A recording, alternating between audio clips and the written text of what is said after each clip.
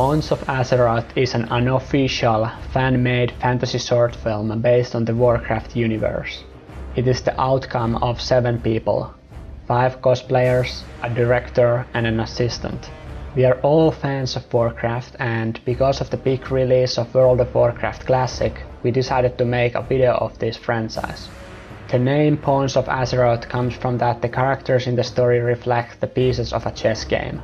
White pieces represent the Alliance races, light and nature, while black pieces represent the Blood Elves, darkness and fell energy.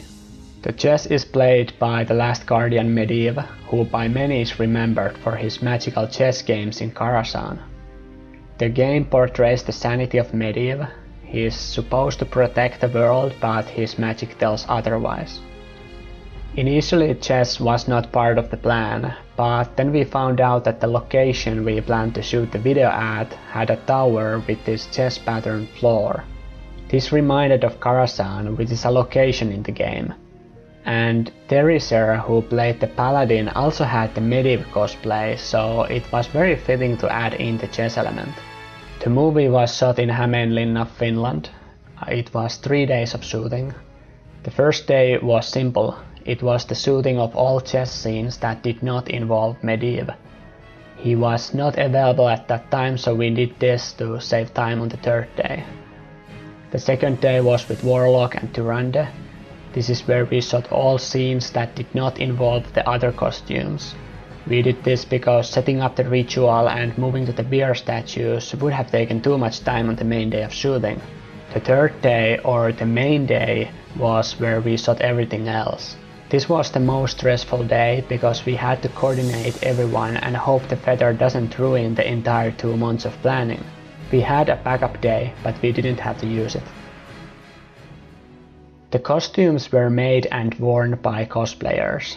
This meant the costumes were not designed to be practical for fast action scenes. Therefore, some scenes had to be modified on the fly as they were not physically possible. No one knew about fight choreography, so we spent a few minutes and came up with the moves on the set. The fighting scenes were played in slow motion on set and then speed ramped in post-production to make it look like the action happened at normal speed. That and fast cuts in editing was basically the trick to creating melee combat between the characters. What often happens with cosplay videos is that pieces fall off the costumes. And this project was not an exception. Luckily everyone came to the set with tools for repair, so they were prepared. I'm thankful for the cosplayers willing to put in extra work to make the video happen. Fellow Melorn, the Night Elf Glaive, the map, the ritual props and many changes to the costumes were put together specifically for this video. The project took a lot of time from everyone, but as a videographer I have never taken such a big workload before. Because people tend to like numbers, I decided to share you how the time was distributed from my part. Let's start with pre-production. Communication with the team, including chatting, voice calls, etc. This is a difficult thing to calculate, but in total it took around 10 hours. Creating 3 storyboards, including text and music, took 30 hours. 5 location scouting trips that included 7 locations, which we ended up using 2 of. These trips totaled about 35 hours. Adjusting the script to work in these locations took 4 hours. Chess choreography took 3 hours. I tried my best to make sure that the pieces are not ridiculously placed on the board and at the same time support the story. Emails for other parties. There were 2 theaters influencing in the area, so I contacted them to get time window to do our production at the locations. This took about 3 hours. Lunch scouting. I searched the restaurants in the area with the following requirements. First of all, the food has to be received fast because we were having a busy day. It needed to have a toilet because we needed to have toilet break during the day. And it needed to be as close to the shooting location as possible to save as much time as possible. And it needed to be open whenever we needed it, because the schedule was very tight. And it needed to have enough parking space because we had 3 cars. Finding solutions for different schedules took 3 hours. Then I calculated how much each scene would take time to shoot and came up with the schedules for 4 days. Both days with cosplayers, a backup day, and because I was so stressed about the weather, I even had a backup plan for the backup day. The backup's backup plan was to shoot in a completely different location elsewhere in Finland if it were still raining in Hämeenlinna on the backup day. This took 18 hours. Then I practiced specific visual effects to make sure they could be recreated after receiving the final material. This was 40 hours.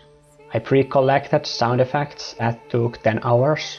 Most of the sounds were from Wowhead, which is a database for World of Warcraft. The quotes are from the Heroes of the Storm, which is a game many of the characters are from.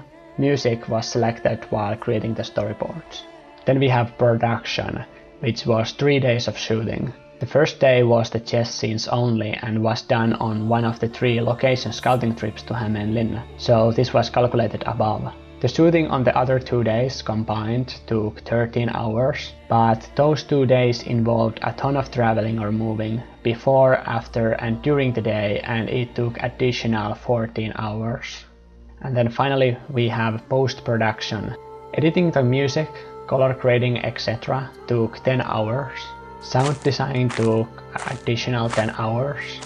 Implementing visual effects was 120 hours. This was the most time-consuming part. What took the most time was the glowing eyes effect.